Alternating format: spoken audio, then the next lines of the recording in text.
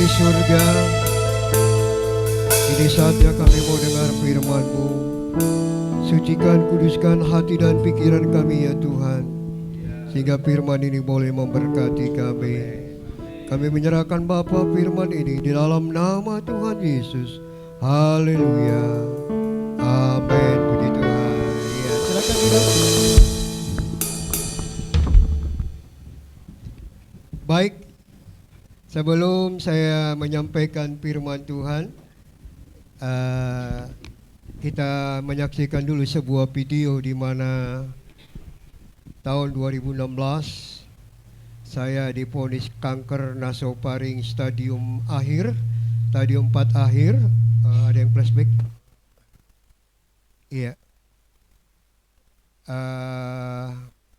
Saya mengalami kanker nasofaring saluran hidung menuju ke otak. Jadi bukan sinus, tapi kanker nasofaring. Ya, jadi dia adanya di paling dalam menuju ke otak. Tidak bisa dioperasi, cuma melakukan sinar dan kemo. Ya, ini penayangannya boleh dilihat terlebih dahulu. Saya tidak khotbah mengenai ini, tapi saya sudah beri tema oleh gembala di tempat ini adalah pemberian yang terbaik. Baik, mari silakan.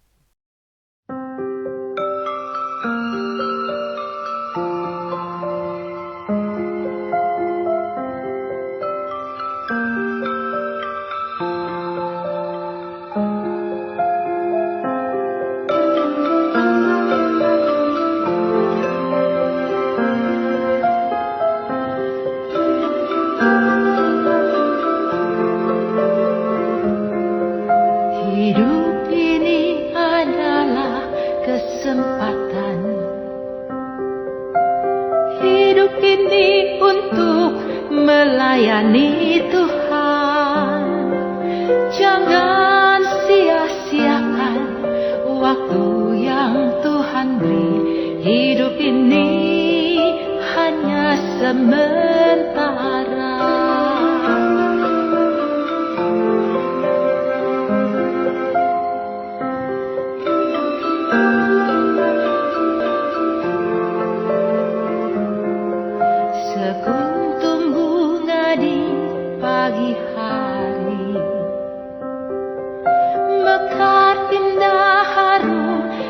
Padang yang hijau, demikian Tuhan mendandani rumput, gugur bunga bila panas terik. Oh Tuhan, pakailah hidupku selagi aku masih kuat. Saat aku tak berdaya, hidup ini sudah jadi berkah.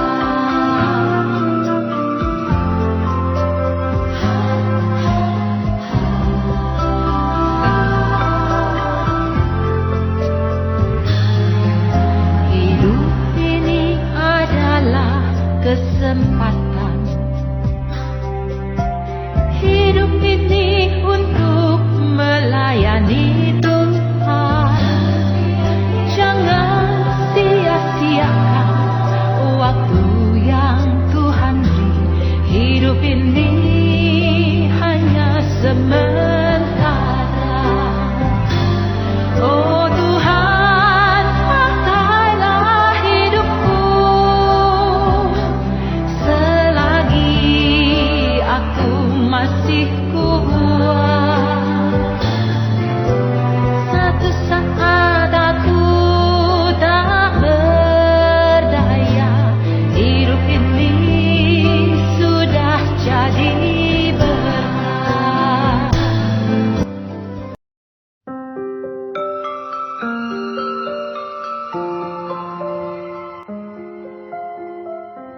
Ya, baik.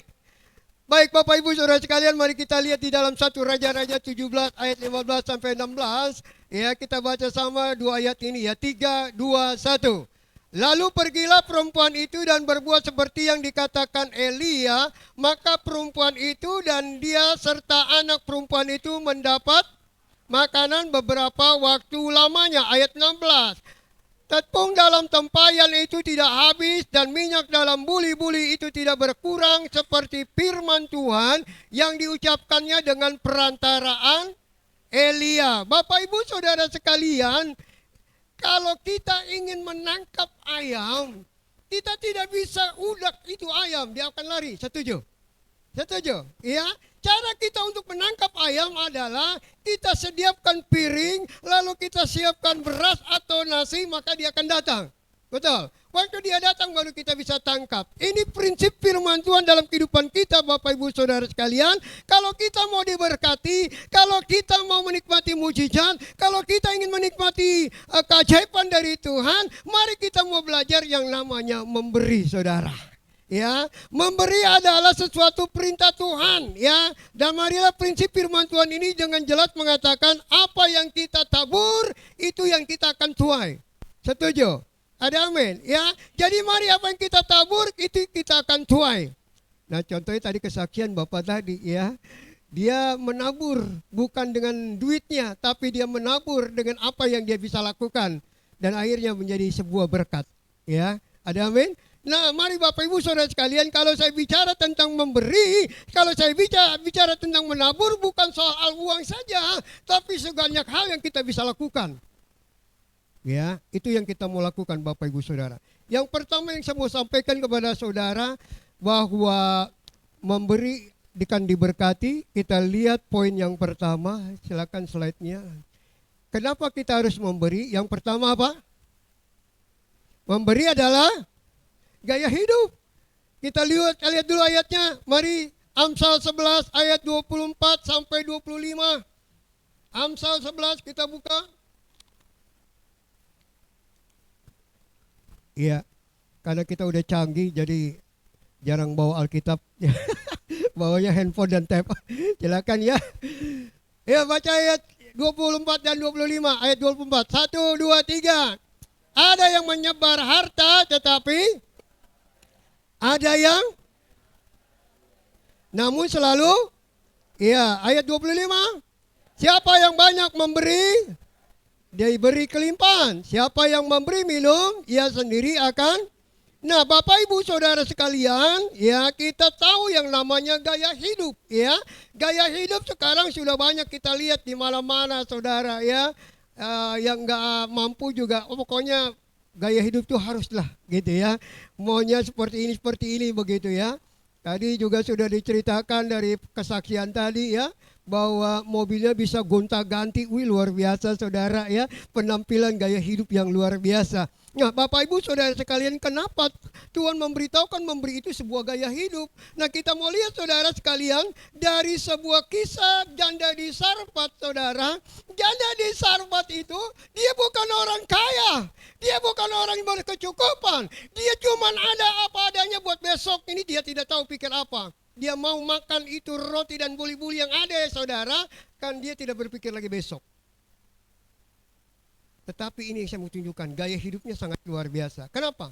Dia tidak memikirkan kalau saat pendeta itu datang. Ya, saya sebut zaman sekarang pendeta, kalau dulu Nabi Elia datang ke janda Sarfat, boleh nggak aku bisa minta sepotong roti? Nah, dia punya roti itu khusus buat dia sama anaknya, dan besok dia tidak tahu mau makan apa. Disinilah gaya hidup yang dia tampilkan Bapak Ibu Saudara sekalian, ya, bahwa dia benar-benar memberikannya dengan sungguh-sungguh kepada Nabi Elia. Dia tidak berpikir apa yang dia harus makan besok, tapi dia bagikan kepada Nabi Elia. Dia katakan, hamba, aku ini cuma ada segenggam yang saya makan bersama anak saya, besok saya tidak tahu mau makan apa. Tapi karena engkau memintanya, aku memberinya. Dan dia benar-benar melakukan itu saudara. Peristiwa di janda ini saudara sangat luar biasa buat kita. Ya, menunjukkan bahwa gaya hidup, ya, kita harus tampilkan sebagai anak-anak Tuhan dalam hal memberi. Haleluya. Amin. Ya. Bapak Ibu, kalau selama ini kalau kita, maaf saya menyinggung sedikit, saya tidak kerjasama dengan gembalamu. Saya juga sudah berdoa kepada jemaat saya yang saya layani di Kapuk Kebon Jahe, ya, bahwa saya katakan, jemaat jangan lagi engkau kasih gambar patimura yang ada di kantong kolektor. Itu berbahaya buat gereja Tuhan. Tahu gambar patimura? Hah? Itu duit berapa? 1.000. Aduh. Dulu waktu saya masuk ke layan di Kebon Jahe, saudara, itu tahun 2002, saudara, saya masuk di situ, saudara. Jemaat yang saya baru masuk di situ karena saya pengganti 3 gembala, dan uang kolektor yang saat itu adanya gambar monyet-monyet semua. Tahu uang berapa itu? 500 perak. Saya bilang, Tuhan tolong, jangan sampai ada lagi monyet di gereja Kebon Jahe. Saya mau tolak di dalam nama Yesus. Tuhan tolong keluarkan monyet-monyet di gereja. Puji nama Tuhan, sekarang di Kebon Jahe nggak ada lagi monyet, saudara. Amin. Haleluya. Berbahaya sekali kalau sampai ada monyet di gereja. Itu bisa bagaimana kita mau bayar listrik, bagaimana kita mau bayar air pump, kalau semuanya sumbangnya 500 monyet-monyet semua, saudara. Saya sudah doa dan saya bertolak, puji nama Tuhan, bebas, monyet tidak ada. Sekarang gambar patimura yang nongol, saudara. Saya bilang, Tuhan tolong, saya tidak mau sama jemaat yang hitung kolektor. Itu ada gambar patimura. Puji nama Tuhan, sekarang sudah tidak ada gambar patimura, saudara. Ya, amin, puji Tuhan. Sekarang sudah masuk dalam uang 5.000-an. Haleluya. Jadi jemaat sudah mulai mengerti apa yang harus diberikan dalam gaya hidupnya. Ada amin? Amin. Saya cuma memberitahukan begini, saudara. Saya lupa, kalau tidak salah akhir bulan Juli yang lalu, jemaat kami para lansia, dia biasanya ngurus cucu. Ya. Anaknya kerja, cucunya dititipin ke mamahnya, ke orang tuanya, ke neneknya. Nah, pada saat gajian, nah itu sukacita. Pak Pendeta, ayo kita pergi. Dia bilang, mau kemana? Ini saya baru dapat gajian dari anak saya, katanya. Oh, gitu. Ya, mau kemana? Kita mau, jangan toel-toel. Itu kita harus sadar, ya. Yang belum sadar bertobat. Ya, kalau saudara diberkati Tuhan, ajaklah gembalamu jalan-jalan, amin. Amin. Bulan kemarin dia ajak saya ke Pancoran, saudara, ya. Nah, waktu kami selesai ibadah jam 12, ya, karena kami ibadah sama dengan ini jam 10, jam 12 selesai, kami diajak oleh para ibu-ibu lansia yang sudah dapat gajian dari anaknya. Lalu dia mengajak saya, saudara. Nah, waktu kami mau masuk di parkiran di Pancoran, penuh banget, saudara. Akhirnya saya parkir di pinggir jalan. Nah, saudara, yang saya mau beritahukan kenapa begini, saudara. Ya, waktu selesai dalam acara itu, saudara, saya mau bayar parkir 2.000, ditolak, saudara. Dia katakan apa, Pak? Ini sudah zaman now. Tukang parkir tahu zaman now. Sudah tidak berlaku 2.000, saya kasih 5.000. Maaf Pak, bukan 2.000, bukan 5.000. Berapa? 15. Astaga, saudara. Itu parkir bukan parkir yang masuk pakai elektronik, saudara, bukan pakai kartu, tapi di pinggir jalan dia minta 15.000. Apa yang saya mau sampaikan di sini, saudara? Ini kalau saya geser ke ini kelihatan? Kelihatan, ya. Nah, saudara, saya mau beritahukan. Parkir saja sekarang sudah tidak mau 5.000. Lalu kalau kantong kolektor masih ada yang patimura dikecil-kecil, saudara, dimasukin, itu bertobat, saudara. Itu bukan gaya hidup, ada amin. Amin. Iya, bukan gaya hidup. Kasihan yang hitung kolektor, dia harus pulang bawa gosokan, dia gosok dulu, saudara. Kenapa? Karena saudara memberikannya membenci dengan banget, saudara. Ingat loh, Tuhan kita itu sumber berkat, ada amin. Tapi bencinya sama Tuhan luar biasa, ketahuan. Udah ngasihnya enggak tulus, ya. Kasih 2.000, lebih enggak tulus lagi, dikremes-kremes, saudara. Sadis, saudara. Ada yang di sini begitu? Bertobat, ya. Bertobat, ya. Makanya saya enggak lihat ada kantong kolektor sekarang modelnya cemplungin, ya. Ada juga. Ada, ya. Oh ya. Kalau ada tolong, ya, jangan dilecek-lecek, ada amin. Kasihan yang hitung uang kolektor, saudara. Masa dia pulang bawa gosokan, atau dia minjem sama ibu gembala, pinjam gosokan. Kenapa? Ini uang pada lecek semua. Mari kita bertobat, ada amin.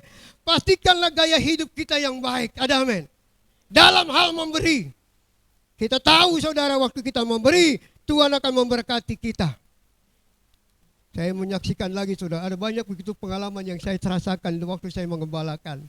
Jadi waktu selesai ibadah ibadah umum, ada jemaat sakit di rumah sakit Cengkareng karena saya tidak jauh dari Kapuk, lalu kami bawa tim besuk saudara.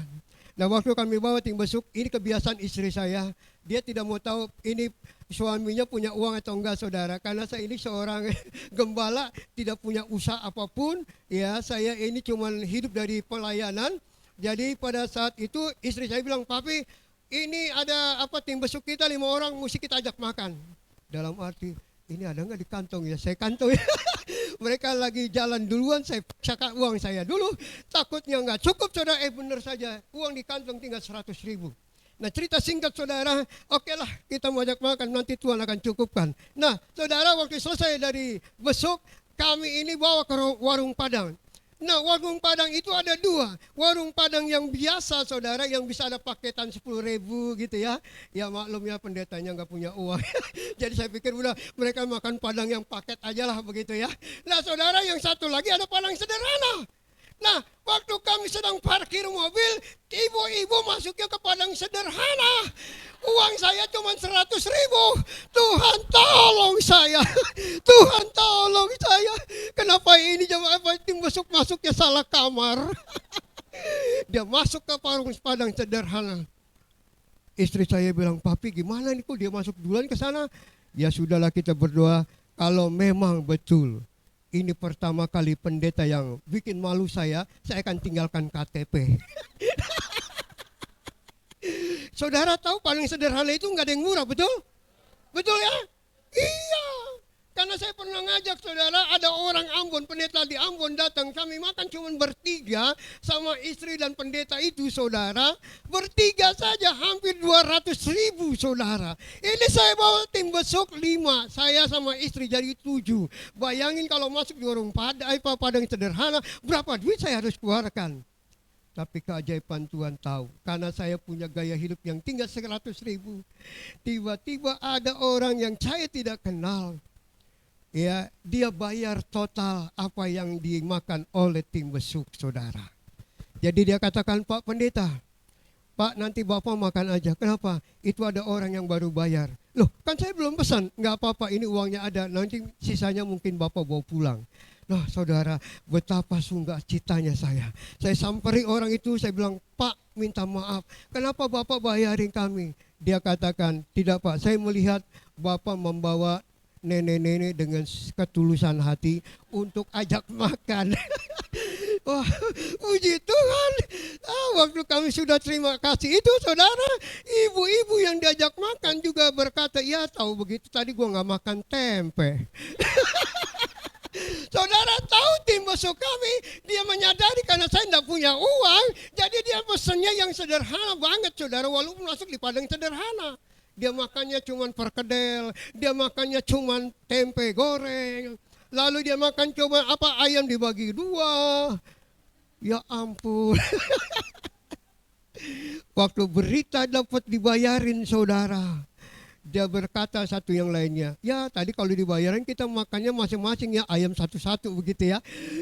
Tapi karena itu saudara, gaya hidup terjadi saudara, yang saya lakukan dan sangat luar biasa saudara ya. Ini yang saya mau beritahukan, mari jadikanlah gaya hidup itu harus ada dalam diri kita. Amin? Amin? Iya. Baik memberi buat pekerjaan Tuhan, baik kita mau ngajak pendeta jalan-jalan untuk makan, baik apapun yang kita lakukan, mari kita mau belajar jadikan gaya hidup.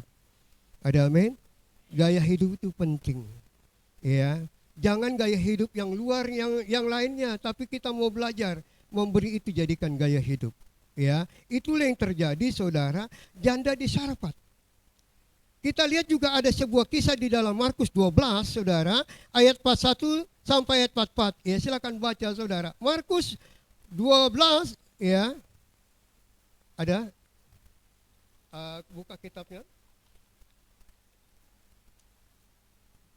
Markus 12.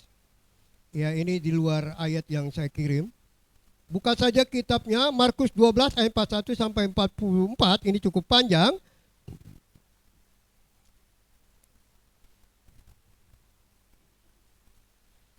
Ya, kalau nggak buka di Alkitabnya saja masing-masing. Ayo kita baca. Oh, ini udah ada. Iya. Ayo baca sama-sama. 1, 2, 3. Pada suatu kali Yesus duduk menghadapi peti persembahan dan memperhatikan bagaimana orang banyak memasukkan uang ke dalam peti itu. Banyak orang kaya memberi. Lanjut. Lalu datanglah seorang janda yang miskin dan ia memasukkan 2 peser, yaitu 1 duit. Terus?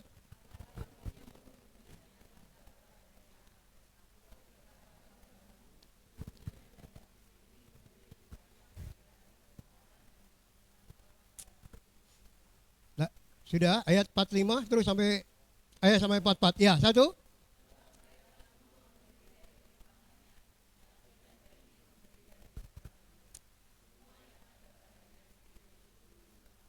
Amin. Nah, Bapak Ibu Saudara sekalian, 2 janda ya, yang satu janda di Sarpat, yang satu lagi janda miskin yang dia memberikan kepada Tuhan dengan kekurangannya, saudara. Yang saya mau sampaikan pada hari ini Bapak Ibu Saudara, marilah jadikan sebuah hal hidup kita, memberi itu sebuah gaya hidup, saudara. Anak saya setiap minggu mau ke gereja, saya sudah pesan kepada anak saya, tolong uang yang saya kasih untuk kolektor sekolah minggu jangan tukar di warung lagi. Puji Tuhan, nih sini nggak ada warung ya. Oh, ada ya. Siapa yang ke warung? Haleluya. Saya pernah di pelayanan pelayanan yang ada di apa itu saya lupa. Oh, di Blitar, saudara. Ya, di Blitar. Lalu kami duduk di sebuah warung dekat gereja karena memang saya lagi ada sesuatu yang saya mau beli, yaitu permen, ya. Walaupun nanti saya dapat permen, saya bilang nanti habis khotbah saya kasih permen, gak apa-apa ya. Marga saya Cia itu makan ya. Jadi nanti tolong ajak saya makan, haleluya. Ih, celamitan banget. Ya, nah saudara, jadi waktu kami lagi duduk begitu, tiba-tiba ada jemaat, dia ke warung, ya. Lalu kemudian dia beli rokok sebatang, dan uangnya 50.000. Saya lihat dengan mata kepala saya sendiri. Saya sambil duduk diam, saya pikir, wah ini kok orang mau jemaat ngerokok dulu. Ya sudah, enggak apa-apalah. Nah, pada saat dia mau bayar uang dari 50.000 itu, dia katakan begini, Bu, tolong uangnya dipecahkan. Lalu saya dengerin dia ngomong. Lalu dikasihlah 20 ribuan. Dia katakan, Bu, ada lagi enggak pecahannya? Ada, dikasih lagi 5 ribuan. Yang 5 ribuan ada lagi nggak pecahannya? Oh ada, 2.000, 2.000 dan 1.000. Lalu saya perhatikan dia, saudara. Kantong yang 50.000 yang masih banyak ditaruh di sebelah kiri. Yang pecahan tadi 5.000 ditukar ada di sebelah kanan. Tahu maksud saya? Yang 2.000, 2.000 dan 1.000 masuk di kanan. Lalu kemudian saya lihat, orang ini betul dia mau beribadah. Dan waktu saya perhatikan dia memberi, saudara, dia ambil yang datang. Saya sudah tahu dia pasti kasih Tuhan 2.000-an. Kenapa? Sebab tadi di warung dia sudah tukar uangnya. Saya harap saudara tadi yang ke warung jangan sampai engkau kasih uang ke gereja 2.000. Ada amin? Amin? Jangan sampai itu, saudara. Pastikanlah ini, jangan ada lagi uang 2.000. Ada amin? Amin? Amin? Aminnya nggak serius. Bapak Ibu Saudara sekalian, sekali lagi kalau engkau mau diberkati, jadikan gaya hidup memberi buat Tuhan. Ada amin? Jangan engkau buat dunia, engkau berani buat gaya hidupmu. Tapi mari buat Tuhan, jadikan itu, saudara. Yang kedua, Allah memberitahukan kepada kita, saudara, kenapa kita harus memberi.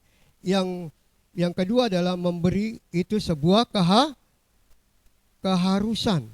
Ya, kita lihat dalam 1 Yohanes pasal 3 ayat 18.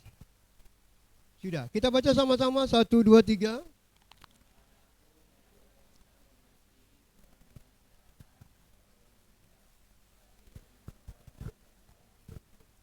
Ya, Bapak Ibu Saudara sekalian dikasih Tuhan, mari Allah memberitahukan kepada kita yang kedua, kita harus memberi itu adalah sebuah keharusan.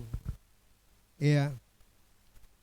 Bagaimana kalau kita tidak hidup kita kalau tidak mau diberkati, dan kalau kita ingin diberkati, belajarlah sebuah keharusan memberi itu, saudara, ya. Jangan sampai saudara tidak jujur, saudara, setiap minggu, ya. Karena saya sekarang rumahnya jauh, melebihi rumahnya Pak Iskia yang ada di Legok, saudara. Rumah kami ada di Parung Panjang. Ada yang Parung Panjang? Parung Panjangnya di mana? Centralen. Oh, saya di Millennium City. Ya, kita tetanggaan berapa ya? Oh, nanti kasih tahu blok apa biar saya main ke sana ya. Iya. Oh, ada tetangga rupanya. Saya kenalan dulu. Salam kenal. Ibu, nanti kita main-main ya. Nanti kita main-main, haleluya. Bapak Ibu Saudara sekalian, ya, saya memberitahukan Tuhan, tolong. Itu rumah mertua yang di Millennium City, saya suruh tinggalin. Karena rumah saya ada di Golden Flower yang belum saya renovasi, baru serah terima kunci. Golden Flower itu turunan dari The River, tahu ya? Nah, lalu naik ke dalam itu lewatin kuburan, ya. Betul ya? Udah pernah lihat? Iya, makanya kalau orang mau ambil rumah situ serem katanya, harus lewat kuburan. Enggak usah takut, saudara, kita anak Tuhan, ada amin? Iya, masa lewat situ numpang-numpang anak babi mau lewat. Yeay, kita bukan anak babi, ada amin? Kebangetan kalau kita bilang numpang-numpang anak babi mau lewat. Oh, kebangetan banget, saudara, ya. Allah memberitahukan kepada kita, saudara, mari kita mau belajar. Itu sebuah keharusan memberi, ya. Nah, jadi waktu saya bilang, Tuhan tolong, saya ini mau kasih kolekte buat anak-anak, saya tidak punya pemasukan hari ini. Bagaimana Tuhan? Tuhan punya cara yang baik, saudara. Dia selalu berikan yang terbaik, ya.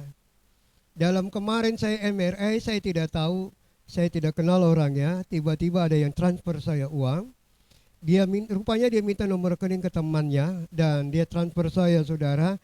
Ya tidak besar, ya, hanya 500.000, dan saya bilang, Tuhan tolong, terima kasih uang itu. Akhirnya saya bisa kemari dan saya bisa melayani anak-anak saya bersama istri, ya, di tempat kami pelayanan. Jadi saya cuma beritahukan begini, saudara, waktu kita belajar memberikan keharusan, ada saja yang Tuhan berkati kita. Ada amin.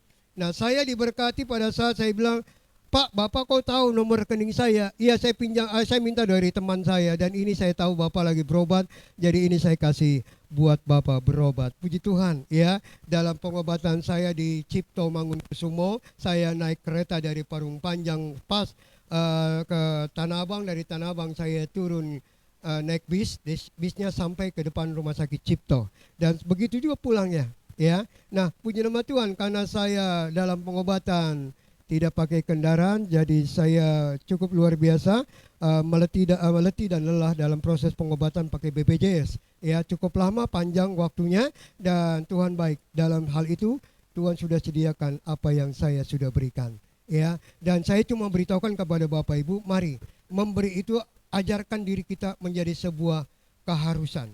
Ya, keharusan itu timbul dari ketulusan hati.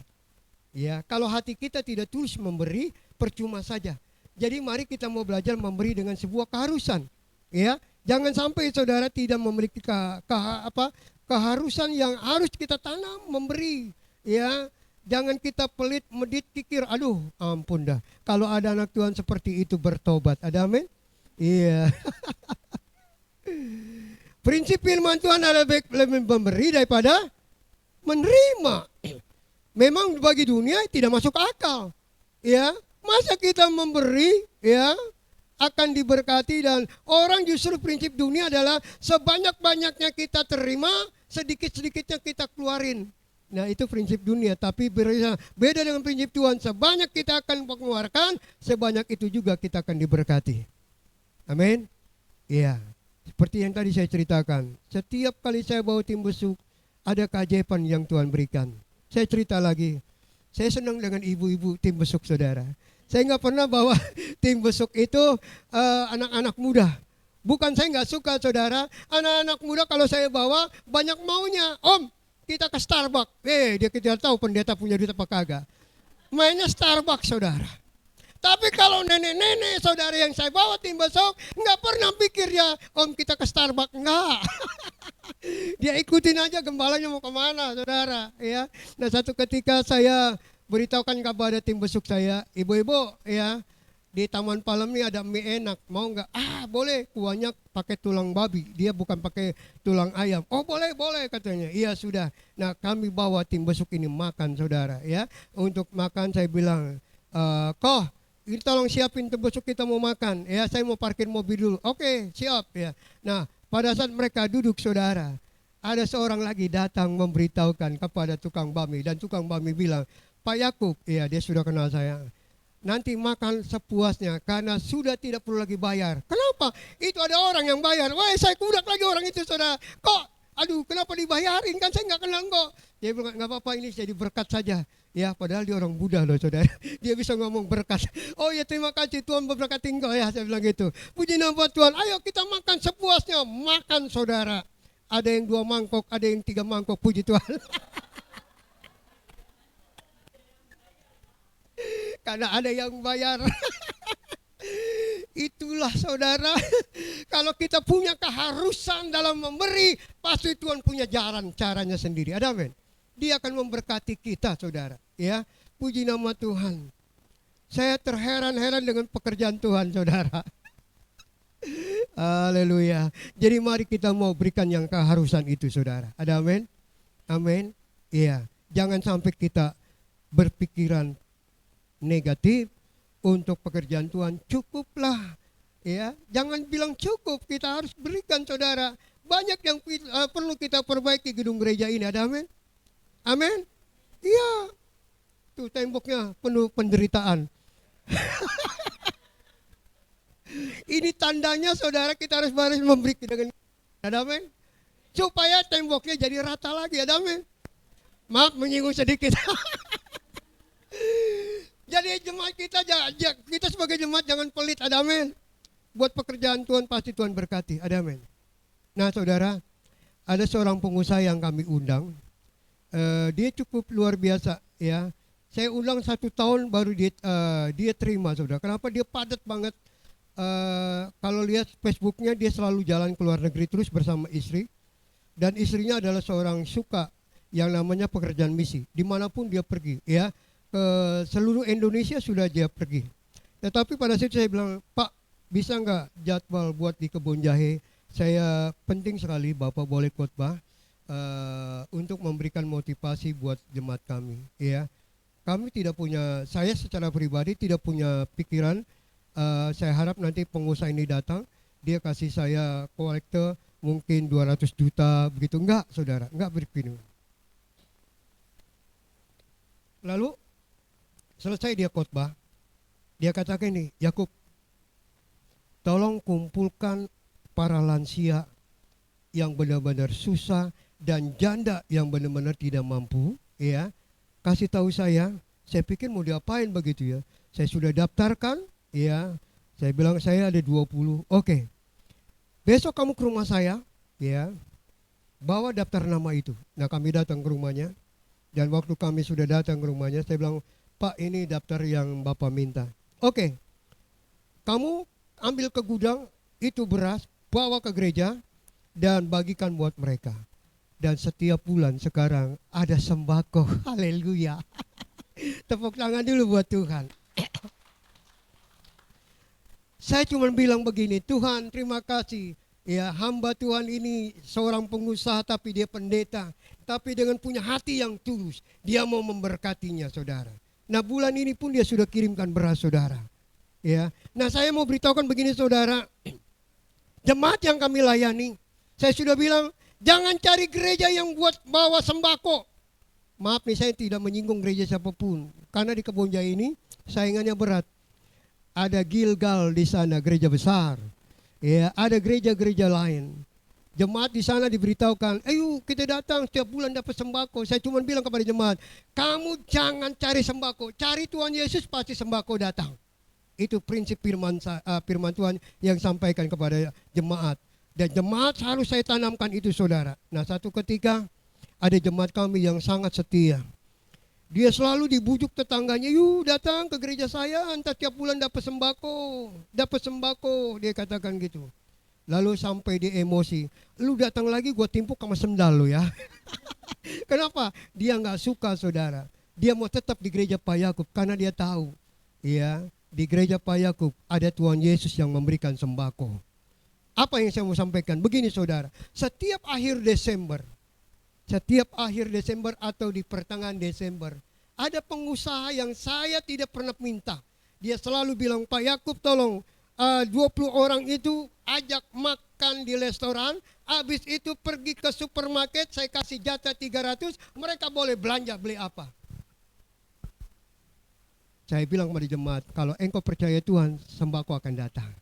Tapi kalau engkau cuma ngikutin tetanggamu yang setiap bulan datang sembako, itu jangan engkau ikuti. Tuhan baik, saudara. Ya. Nah, waktu dia belanja di supermarket, saudara, ya namanya nenek-nenek, saudara, ya. Dia ambil itu uang cuma 300.000 dikasih oleh pengusaha, ya. Dia belanjanya baskom, kuali, ya, rice cooker. Lah, mana cukup, saudara? Uang 300, dia belanjanya kelebihan. Saya bilang, tolong ibu-ibu balikin lagi, ini tidak cukup. Uangnya cuma 300, kamu belinya rice cooker, itu sudah mengurangi biaya yang lain. Saking nafsunya, saudara, nenek-nenek dikasih duit. Belanja di supermarket, saudara, melebihi 300.000.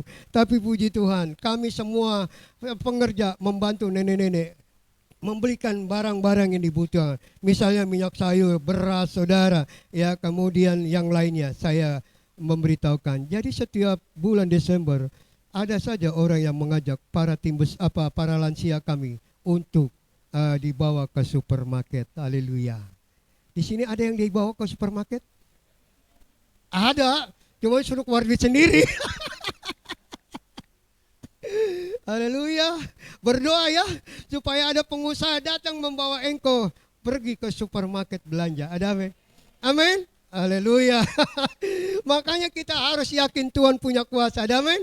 Amin? Ada banyak pujian tadi sudah kita nyanyikan. Jadi mari Bapak Ibu Saudara, pastikanlah kita memberi itu sebuah keharusan. Ya. Saya rasanya nggak enak kalau diri saya ini tidak bisa memberikan. Saya bilang, Tuhan tolong, setiap minggu saya datang ke gereja dari Parung Panjang ke Jakarta. Saya tidak ingin Tuhan, anak-anak saya tidak memberikan persembahan buat Engkau.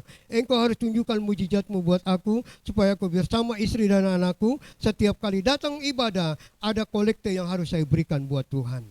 Tuhan punya cara, Dia memberkatinya. Haleluya. Amin. Yang ketiga, yang terakhir kita mau pulang. Haleluya.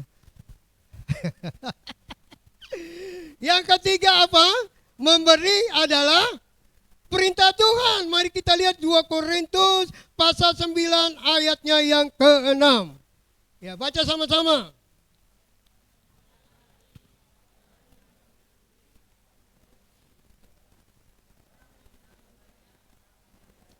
Amin. Ini perintah Tuhan, ada amin?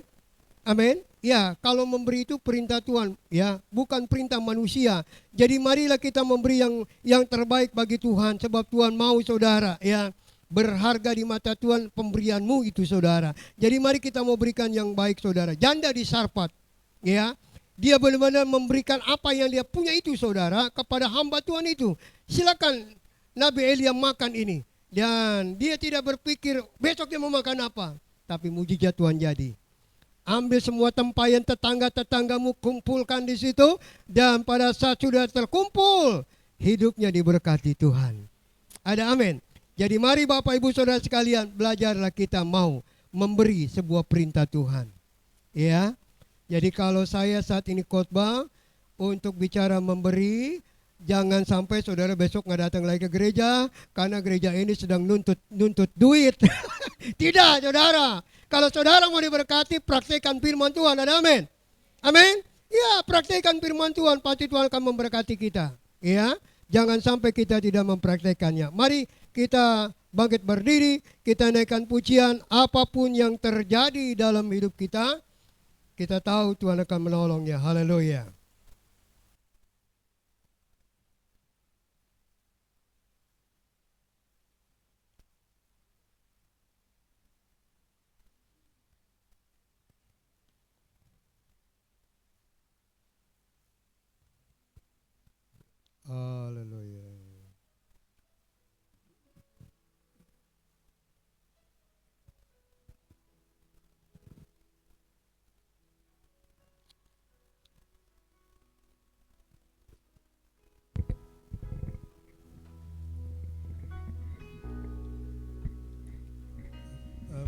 apapun apapun yang terjadi dalam hidupku ini, tak pernah ku ragukan kasih-Mu Tuhan.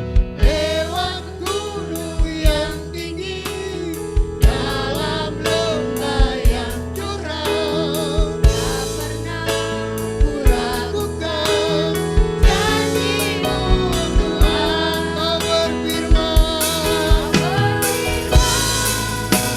yes, dan Tuhan iya, kau bersabda dan selamatkanku, tiada yang mustahil bagimu. Yesus, ku percaya padamu.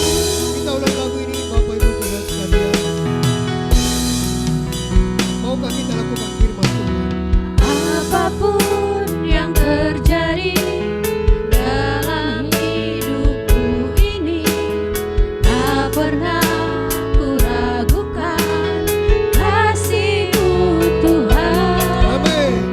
Lewat gunung yang tinggi, dalam lembah yang curam, tak pernah ku ragukan janji-Mu Tuhan. Kau berfirman, Kau berfirman dan sembuhkanku, Kau bersabda dan selamatkanku, tiada yang mustahil bagimu. Yesus, ku percaya padamu. posisikan pujian ini, Bapak Ibu. Marilah, kalau engkau mau diberkati, jadikanlah pemberian itu gaya hidup. Kalau engkau mau diberkati, jadikanlah pemberian itu keharusan. Kalau engkau mau diberkati, biarlah perintah Tuhan kita mau kerjakan untuk memberi. Haleluya. Amin.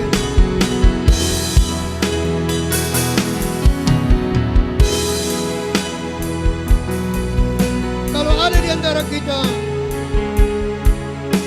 masih memiliki sifat-sifat yang sangat-sangat sulit untuk kita melakukan memberi, mari kita mau lakukan. Mata Tuhan akan melihat apa yang kita mau lakukan. Kalau kita memiliki keharusan memberi, mari kita berilah. Jangan kita simpan, jangan kita sembunyikan. Biarlah gaya hidup memberi menjadi sesuatu yang penting sebagai anak Tuhan. Haleluya.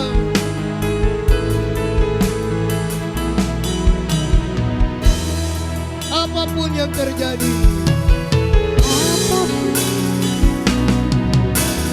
Apapun yang terjadi dalam hidupku ini, tak pernah ku ragukan kasih-Mu Tuhan.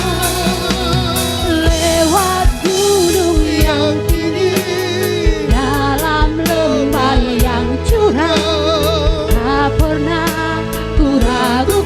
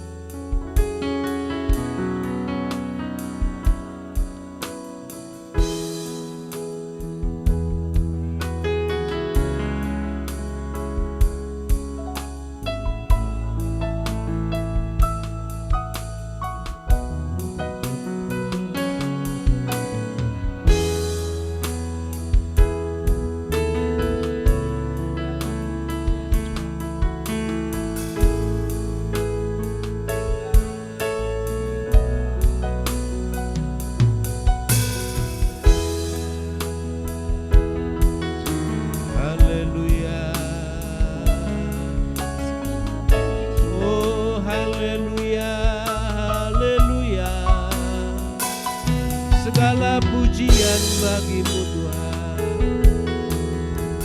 Terima kasih. Tiada yang mustahil bagi-Mu Tuhan. Bagi-Mu selalu ada solusinya. Bagi-Mu selalu ada jalan keluar. Terima kasih Tuhan. Haleluya. Haleluya. Haleluya. Terima kasih Tuhan. Haleluya. Kami mengucap syukur pada pagi hari ini. Firman-Mu sangat jelas mengajar kepada kami bahwa kami harus memberi yang terbaik kepada Tuhan. Tuhan, memberi adalah sebuah gaya hidup. Memberi kepada Tuhan sebuah keharusan. Dan memberi juga menjalankan perintah Tuhan. Karena Engkau yang menyuruh. Engkau yang menyuruh kami untuk menabur. Dan perintah-Mu berlaku sampai hari ini. Secara ekonomi, secara hitungan manusia, orang yang memberi akan berkurang daripadanya. Tetapi Engkau berkata, seberapa banyak kami menabur, sebegitu banyak juga kami akan menuai. Terima kasih Tuhan Yesus buat kebenaran firman-Mu yang kami harus belajar terus mempraktekkan. Secara manusia, setiap manusia barangkali dihidupi oleh rasa egois yang begitu membentengi kehidupannya. Sehingga untuk memberi terhalang dengan pikiran-pikiran yang lain. Tapi puji syukur kepada Tuhan, firman-Mu berbicara kepada kami pada pagi hari ini. Karena itu berkatilah hamba-Mu, Bapak Pendeta Yakub Cia Tuhan, yang sudah memberkati kami. Berkatilah kehidupannya, kesehatannya, penggembalaannya, istri dan anak-anaknya. Kami serahkan ke dalam tangan Tuhan. Kiranya Tuhan terus menuntun hamba-Mu ini menjadi berkat kepada setiap orang. Terima kasih Tuhan. Segala hormat, segala kemuliaan hanya bagi nama Tuhan. Dalam nama Tuhan Yesus kami berdoa. Amin, amin. Silakan duduk, saudara-saudara yang dikasihi Tuhan.